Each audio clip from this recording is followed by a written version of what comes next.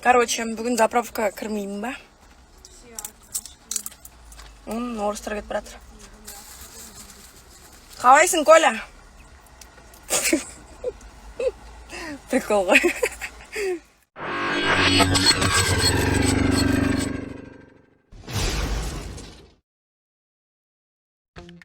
Доброе утро, друзья! Сегодня я решила заехать на заправку. С виду обычная остановка, пару машин, касса и запах кофе из автомата.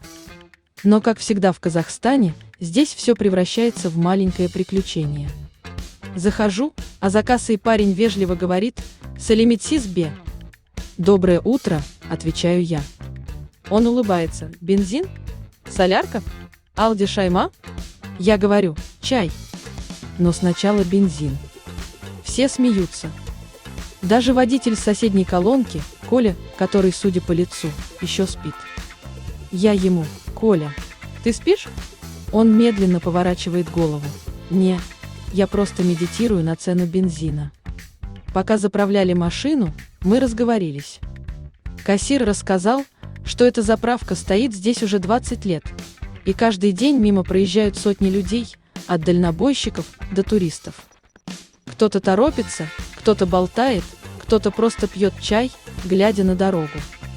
И я подумала, в Казахстане даже заправка может стать местом встречи, шуток и дружбы. Здесь все по-домашнему. Даже бензин наливают с улыбкой.